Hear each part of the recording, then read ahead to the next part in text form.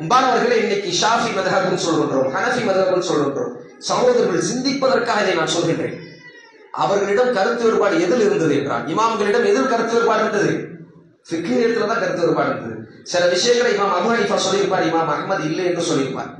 ஏனென்றால் இமாம் Abu Hanifa காலத்தில் வந்த அந்த ஆதாரம், அவருக்கு இருந்த ஆதாரத்தின் அடிப்படையில் அவர் ஃபிக்ஹ் சொல்லியிருப்பார். இப்படி தொழணும், இப்படி இருக்கணும், இப்படி தஷஹுதுல இருக்கணும், இப்படி நடந்து கொள்ளணும்னு சொல்லியிருப்பார். இமாம் அஹ்மத் இல்ல, எனக்கு ஆதாரம் வேற வந்துச்சு, எனக்கு ஆதாரம் தெளிவா வந்திருக்கு, அதனால அந்த ஆதாரத்தை நான் புறக்கணிக்கின்றேன், இதுதான் சரியானது சொல்லுவார். இதுல எந்த பிரச்சனையும் கிடையாது, இதுல மாற்று கருத்து இருக்கலாம். ஆனா இமாம் அஹ்மதுக்கும் இமாம் அபூ ஹனீஃபாக்கும், முதல் வந்த இமாமான இமாம் அபூ ஹனீஃபாக்கும் இறுதியில் வந்த இமாமான இமாம் அஹ்மதுக்கும் எதில் மாற்று கருத்து இல்லை என்றால் கொள்கையில் இல்லை.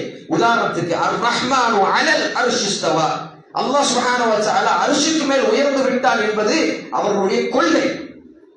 இன்னைக்கு இமாம் ஷாஃபியை பின்பற்றுகிறோம் என்று சொல்லக்கூடியவர்கள் அல்லாஹ் சுப்ஹானஹு வ தஆலா, அல்லாஹ் பாதுகாக்க வேண்டும், இதை சொல்வதற்கே பயமா இருக்கு. அல்லாஹ் எல்லா இடத்திலும் நிரம்பி இருக்கின்றான் என்று சொல்றார். சரியான கொள்கையா? இமாம் மாலிக் சொல்றாங்க, ஒரு முறை இமாம் மாலிக் கேட்கப்படுது, அது இஸ்தவா பற்றி விளக்குங்கள் என்று. இஸ்தவான்னா என்ன? அல்லாஹ் உயர்ந்து விட்டான்னு சொல்றீங்களா, அப்படின்னா என்னதுன்னு கேட்கிறாங்க. அல் இஸ்தவாஉ மஅலூமுன் வ கைஃப மஜ்ஹூலுன் வ ஈமானு பிஹி வாஜிபுன் வ ஸுஆலு அன்ஹு பித்அத்துன் என்று இமாம் மாலிக் அடித்து சொன்னார்கள். இதுதான் அகீதாவுடைய அடிப்படை. இஸ்தவாவை பற்றி கேள்வி கேட்பதே பித்அத் என்று சொன்னார்கள். அல்லாஹ் சுப்ஹானஹு வ தஆலா அர்ஷுக்கு மேல் உயர்ந்து விட்டார் என்பது குர்ஆனிலும் சுன்னாவிலும் நிரூபணமானது, தெளிவானது. இதுல என்ன நம்பிக்கைக்கு என்ன பிரச்சனை? இதை அப்படியே நம்ப வேண்டும். அதை பற்றி கேள்வி கேட்பது பித்ஆ என்று சொன்னார்கள். வஸுஆலு அன்ஹு பித்அத், கேட்கக்கூடாது.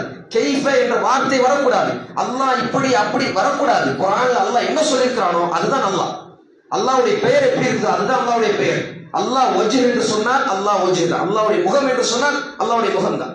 அன்பானவர்களை, கொள்கை ரீதியாக நமக்குள்ள எந்த பிரிவும் வரக்கூடாது.